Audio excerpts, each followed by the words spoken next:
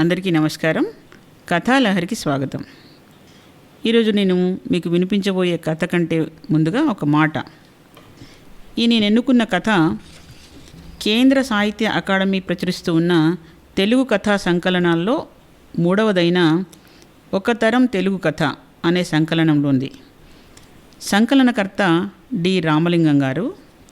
ఈ పుస్తకం ప్రచురించింది 1994లో. నేను ఎన్నుకున్న కథ వ్యక్తిత్వం. రచన ఇసుకపల్లి సుజాత గారు. ఇక కథలోకి వెళ్దామా? అది చైత్రమాసపు సాయంకాలం. అలలలుగా తరలివస్తున్న కోయిలమ్మ తీయని కంఠం చివిన సోకగా మైమరచి ఆలకిస్తూ పెరటి చల్లని గాలిలో నిండుగా కాసిన మామిడి చెట్టు కింద కూర్చొని రాశిగా పోసిన మల్లెపూలను మాలగా కూరుస్తోంది సుహాసిని. మధ్య మధ్యలో కనకాంబరాలు మరవాన్ని కూడా చేరుస్తోంది. పెరట్లో ఏం చేస్తున్నావు? ఇందాకటి నుంచి పిలుస్తుంటే వినిపించుకోవేం? అవతల టైం అయిపోతుంది. వంటింట్లోంచి కేక పెట్టింది సుహాసిని తల్లి. అబ్బా, వస్తున్నానుండవే. పూలు కట్టకపోతే కట్టలేదంటావు, కడుతుంటేనేమో లోపలికి రమ్మంటావు. ఎట్లా చెప్పు అంటూ చెట్టు కింద నుండి లేవకుండానే విసుక్కుంది సుహాసిని. సరే కానీ తొందరగా లోపలికి రా. ముఖం కూడా కడుక్కోకుండా అలా జిడ్డుగా కూర్చున్నావు హెచ్చరించింది సుహాసిని తల్లి. మాల కట్టడం కూడా పూర్తయింది. ఇదిగో ఇప్పుడే వస్తున్నాను అంటూ పూల చెండు దారం చేతిలో ఉన్న పూలబుట్టలో పెట్టి గబగబా లోపలికి నడిచింది సుహాసిని. ఇంకా సిద్ధంగా ఉండండి సుమా అన్నట్టు గోడ గడియారం 5 గంటలు కొట్టింది. పెట్టవలసిన తినుబండారు ప్లేట్లలో సర్దేసి కాఫీ డికాక్షన్ తీసి ఏ పని లేకపోయినా హడావిడిగా అటు ఇటు తిరిగేస్తోంది సుహాసిని తల్లి. సుహాసిని తండ్రి రావలసిన వారి కోసం గుమ్మం దగ్గరే నిలబడి మరీ ఎదురు చూస్తున్నారు.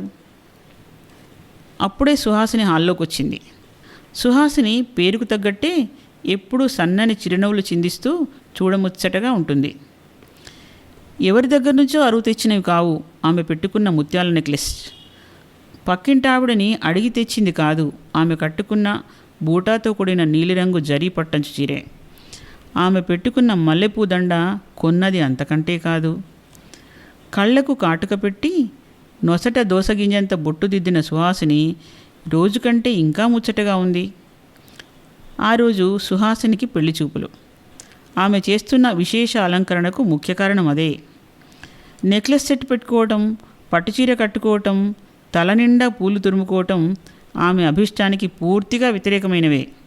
ఏదో సింపుల్గా కాటన్ చీర కట్టుకొని మెడలో రోజు వేసుకునే సన్నటి గొలుసునే వేసుకుని ఒక చిన్న గులాబీ పువ్వు పెట్టుకుంటే బాగుంటుందనిపిస్తుంది తనకి. కానీ అమ్మ ఊరుకోదు. నీకు మంచి చీరలు నగలు లేవనుకుంటారు ఆ వచ్చిన వాళ్ళు అని అంటుంది ఆవిడ. వాళ్ళేదో అనుకుని పోతారని నాకిష్టం లేని పనులు ఎలా చేయను? అయినా వాళ్ళు నన్ను చూడ్డానికి వస్తున్నారా లేక నా చీరలు అంటూ మధ్యలోనే ఆపేసింది సుహాసిని. అబ్బా, నీతో నేను వాదించలేను కానీ నేను చెప్పినట్టు చెయ్యి అంటూ కసురుకుంది తల్లి. నేను చెయ్యను అని మొండికి ఇచ్చుతాను, కానీ అలా చేస్తే అమ్మ మనసు నొచ్చుకుంటుంది. అది తనకు కష్టంగా ఉంటుంది. అందుకని తనే సర్దుకుపోతుంది. వాకిట్లో హడావిడిని గమనించి వాళ్ళు వచ్చుంటారని గబగబా లోపలికి వెళ్ళిపోయింది సుహాసిని. అందరూ వచ్చి లోపల కుర్చీలో కూర్చున్నారు. కుశల ప్రశ్నలు పూర్తయినాయి. పలు రకాల వెన్నుపోట్లు, ఋతువులు, పంటలు, దేశపు ఆర్థిక పరిస్థితి, స్కూళ్ళు కాలేజీల చదువులు, రాజకీయ స్థితిగతులు అన్నీ మాటల్లోకి వచ్చేశాక సుహాసిని హాల్లోకి వచ్చింది. వాళ్ళ ముందు కూర్చుంది. కుడివైపు ఓ పక్కగా కూర్చుంది. పెళ్ళికొడుకు తల్లి కాబోలు కాస్త గొంతు సవరించుకుంది. ఆ సవరింపు వినగానే ఆవిడ పాట పాడుతుందా ఏమిటి అని చిన్నగా ఉలిక్కిపడింది సుహాసిని. కానీ నీ పేరేంటమ్మాయి అని ఆవిడ అడగడంతో సుహాసిని మనసు తేలికపడ్డది. అవసరం ఉన్నా లేకపోయినా ఏవేవో ప్రశ్నలు వేసింది ఆవిడ. ఏమో, వాళ్ళ దృష్టిలో అవి అవసరమైన ప్రశ్నలే కావచ్చు అనుకుని అన్నిటికీ మర్యాదగా ఓపిగ్గా సమాధానాలు చెప్పింది సుహాసిని. చివరగా ఉద్యోగం ఏమైనా చేస్తున్నావా అని అందామనుకుంది. కానీ అంతలోనే చటుక్కున తన స్నేహితురాలి మాటలు జ్ఞాపకం వచ్చాయి. ఒకసారి ఆమెను అలాగే చూడటానికి వచ్చారట. వాళ్ళు అడగాల్సినవన్నీ అడిగేశాక ఈ అమ్మాయి ఆ కాబోయే పెళ్ళి కొడుకుని మీ పేరేంటండి, ఏం ఉద్యోగం చేస్తున్నారు అతని చేత మాట్లాడించాలనిపించి అలాంటి చిన్న చిన్న ప్రశ్నలే వేసిందట.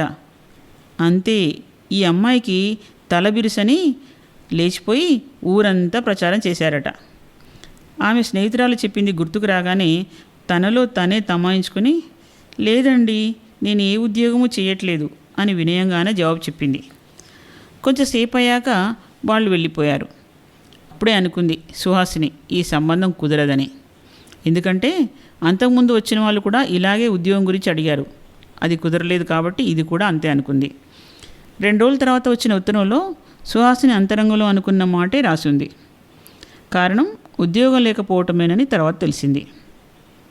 సుహాసినికి ఏం చేయాలో తోచలేదు. చూసి వెళ్ళిన వాళ్ళందరూ తను ఉద్యోగం చేయకపోతే గడవని వాళ్ళేం కారు. కానీ ప్రతి వాళ్ళు తను ఉద్యోగం చేస్తేనే పెళ్లి చేసుకుంటామన్నట్టు మాట్లాడుతున్నారు. తనకైతే అసలు ఉద్యోగం చేయడం ఇష్టమే లేదు. కానీ పెళ్లి కోసమైనా ఉద్యోగం చేయాల్సిన తప్పనిసరి పరిస్థితి ఏర్పడింది సుహాసినికి. అయితే ఇప్పుడు చేద్దామనుకున్న ఉద్యోగం ఎవరిస్తారు? ఇది ఈ రోజుల్లో అంత తేలిగ్గా అయ్యే పని కాదే. అయినా ప్రయత్నం చేయక తప్పదు.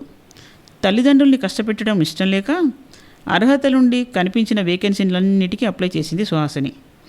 తన ఇష్టానికి పూర్తిగా వ్యతిరేకమైన పరిస్థితులకు లొంగిపోయి ఉద్యోగ ప్రయత్నంలో పడిన సుహాసిని ఎన్నో కష్టాలను ఎదుర్కోవాల్సి వచ్చింది. చివరగా ఎంతో కొంత జీతంతో అసలు ఉద్యోగం వస్తే చాలు, పెళ్ళైపోతుంది కదా అన్న స్థితికి వచ్చింది. ఆ ఉద్దేశంతో ఎలాగైతేనే ఒక ఉద్యోగం సంపాదించుకుంది సుహాసిని. ఆమె మనస్సు ఇప్పుడు తేలిక పడింది. అప్పటి వరకు ఒక పెద్ద సమస్యగా తయారైన తన పెళ్లికి ఉద్యోగం దొరకడంతో ఒక పరిష్కారం లభించినట్లు అనిపించింది.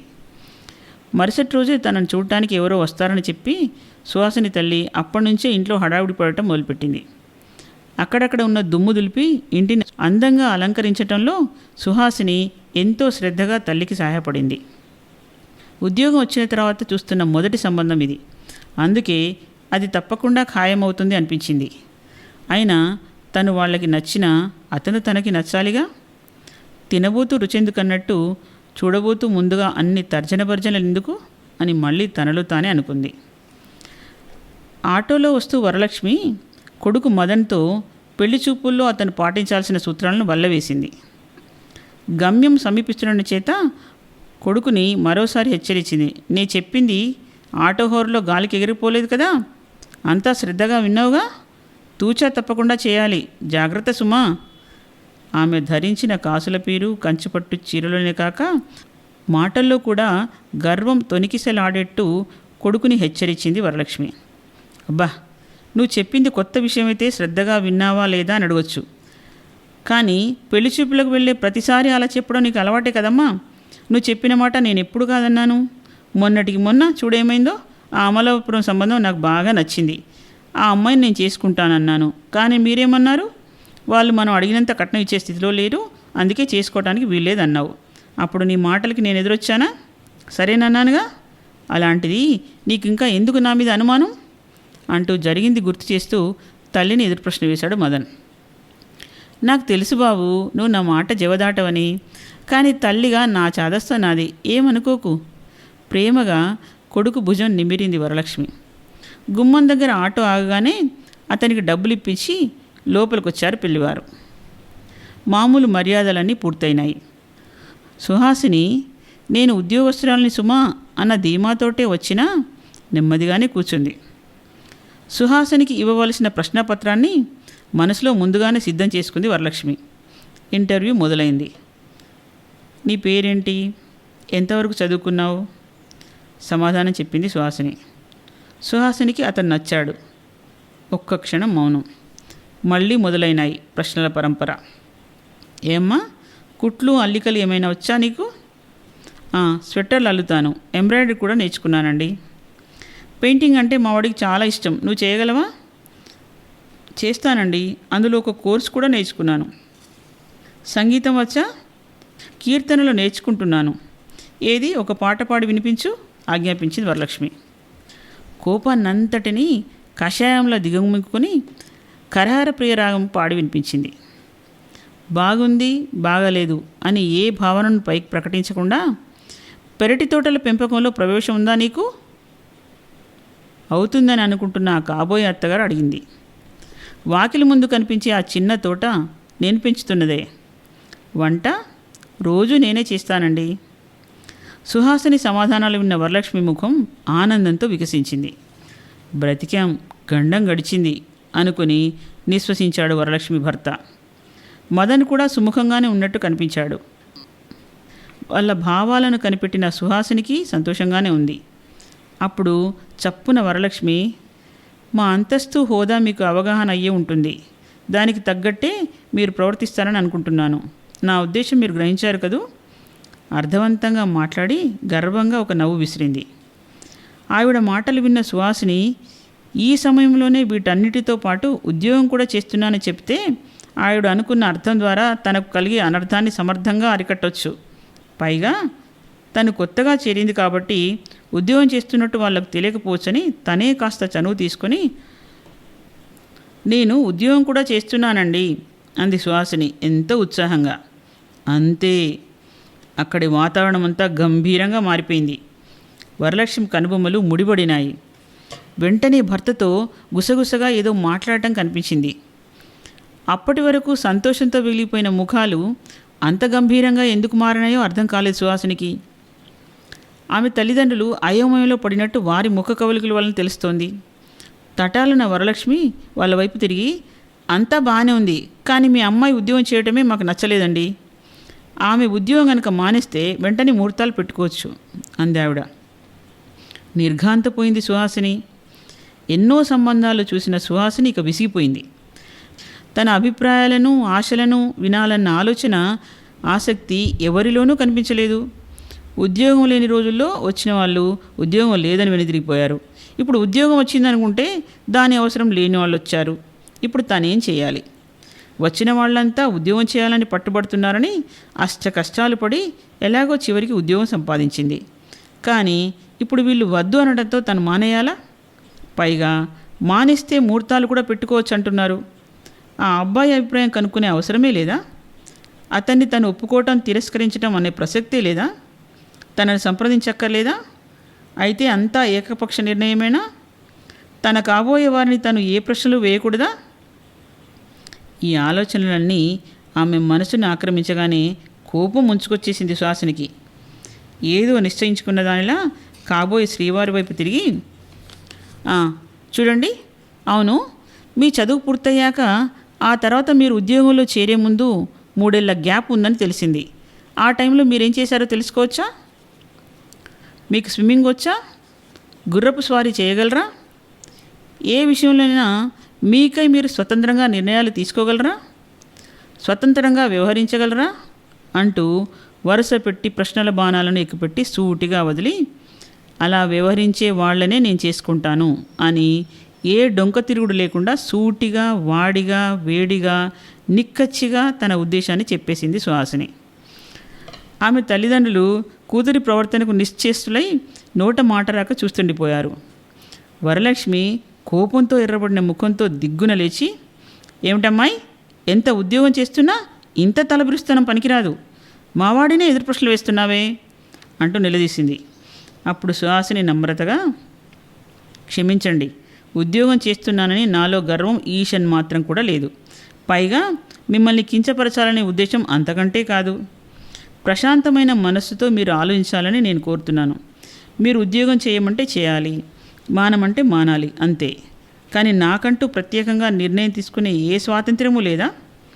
అమ్మాయి సకల సద్గుణవంతురాలు, అన్ని కళల్లోనూ ఆరితేరినది ఉండాలి అని మీరు అనుకున్నారు. ఆ విషయాలు నన్ను నిలదీసి అడిగారు, అందులో తప్పులేదు. కానీ నాకంటూ ఏ ఆశలు అడియాసలు ఉండకూడదా? లేక ఉండవని మీరు అభిప్రాయపడుతున్నారా?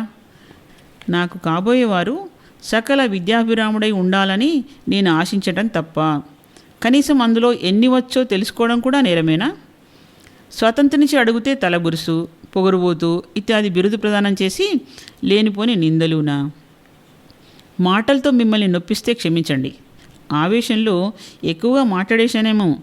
ఒకప్పుడు ఉద్యోగం చేయటం ఇష్టం ఉండేది కాదు, కానీ నా ఇష్టానికి వ్యతిరేకంగా చేయాల్సి వచ్చింది మీలాంటి వారి వల్లనే. కానీ ఇప్పుడు నేను ఉద్యోగం మానదలుచుకోలేదని మీకు తెలియజేస్తున్నా అంటూ చరచర లోపలికి వెళ్ళిపోయింది సుహాసిని. అకస్మాత్తుగా కోస్తా తీరాన్ని తాకిన తుఫాన్లా నిలబెట్టి దుమ్ము దులిపేసిన సుహాసిని మాటలు వరలక్ష్మి చెవుల్లో గింగుర్లెత్తిపోయినాయి. ఆ తుఫాన్ని తట్టుకోవడానికి వరలక్ష్మికి కనీసం 5 నిమిషాలు పట్టింది. తేరుకున్న వరలక్ష్మి వెంటనే కుర్చీలోంచి లేచి, లేరా, ఇంకా కూర్చున్నావేం, పోదాం పదా. అవమానం పాలైనట్లు భావించి కోపంతో కఠినంగా కొడుకును ఆజ్ఞాపించింది. వరలక్ష్మి ఆ మాట అనగానే ఆమె భర్త అమాంతం లేచి నిలబడ్డాడు. సుహాసిని తల్లిదండ్రులు అప్రతిభులై అలానే చూస్తుండిపోయారు. విసవిసా బయటికి వెళ్ళబోతున్న తల్లిని, ఆమెను అనుసరిస్తున్న తండ్రిని చూడగానే ఈ లోకంలోకి వచ్చిన మదన్, ఆగండి, ఒక్క నిమిషం నేను చెప్పేది వినండి. ఆమె అన్నదానిలో తప్పేముంది? కాలం మారుతుంది, దానితో మనం కూడా కాస్త మారాలి. అయినా ఆమె సభ్యతా సంస్కారాలకు ఏమాత్రం భిన్నంగా ప్రవర్తించలేదు. ఆమె అన్నది నిజమే కదా అంటూ సుహాసిని వెళ్ళిన వైపు తిరిగి, సుహాసిని గారు, ఒకసారి ఇలా వస్తారా, సౌమ్యంగా పిలిచాడు మదన్. ఇలా జరుగుతుందని కల్లో కూడా అనుకోలేదు సుహాసిని. తను ఇందాక ప్రవర్తించిన తీరు గుర్తుకొచ్చి బిడియపడుతూ నెమ్మదిగా వచ్చి తల వంచుకొని నిలబడింది. ఇందాక ఊహించని మీ ప్రశ్నలకు నేను నోట మాట రాక మౌనం వహించాను. మా అమ్మ అడిగినవన్నీ మీకు వచ్చినట్లే మీరు అడిగిన విద్యలన్నీ నాకు వచ్చు. పైగా మీరు నిశ్చింతగా ఉద్యోగం చేసుకోవచ్చు. ఇన్నాళ్ళు నేను స్వతంత్రంగా నిర్ణయాలు తీసుకోలేకపోయాను. అందుకు నేను చాలా అభాసుపాలయ్యాను. అయినా అవన్నీ మీకు ఎందుకులేండి. మరి నన్ను చేసుకోవడానికి మీకేమైనా అభ్యంతరమా? ఆమె అడిగిన ప్రశ్నలకు ఇప్పుడు జవాబులు చెప్పి చివరగా ఆమెను సూటిగా ప్రశ్నించాడు మదన్. అనుకోని పరిణామానికి సుహాసిని బిత్తరపోయి అంగీకార సూచనగా చిన్నగా తల పంకించి నేలచూపులు చూస్తుండిపోయింది. మదన్, ఏంటి నువ్వు అంటున్నది? కోపంగా గర్జించింది వరలక్ష్మి. అవునమ్మా, ఆమె వ్యక్తిత్వం నాకెంతో నచ్చింది. నేను ఈ అమ్మాయిని పెళ్లి చేసుకుంటాను. ఇది నేను తీసుకున్న తిరుగులేని నిర్ణయం అంటూ తన దృఢనిశ్చయాన్ని తల్లికి వెల్లడించాడు మదన్. కొడుకు మాటలకు బిత్తరపోయి నోట మాట రాక అచేతనంగా నిలబడిపోయింది వరలక్ష్మి. అసలు ఈ వ్యక్తికి ఇప్పుడొచ్చింది వ్యక్తిత్వం. అరే, ఈ పదానికి నాకు కొత్త అర్థం కనిపిస్తోందే. అవును, త్వం, వ్యక్తి అంటే ఇప్పుడు నీవు వ్యక్తివి. తమాషాగా ఉందే అని మనసులోనే చర్చించుకొని మనస్ఫూర్తిగా నవ్వుకుంది సుహాసిని. కూతురి అదృష్టానికి పొంగిపోయిన సుహాసిని తల్లిదండ్రుల కళ్ళల్లో అలగా నీటితెర కదిలింది.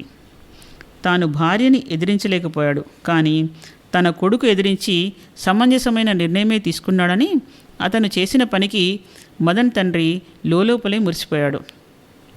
అందరూ మౌనం వహించారు. ఆ మౌనాన్ని చీల్చుకుంటూ రివ్వున వీచిన సన్నని గాలితెర సన్నాయిని తలపించింది. కథ సమాప్తం. మరో మంచి కథతో కలుద్దాం.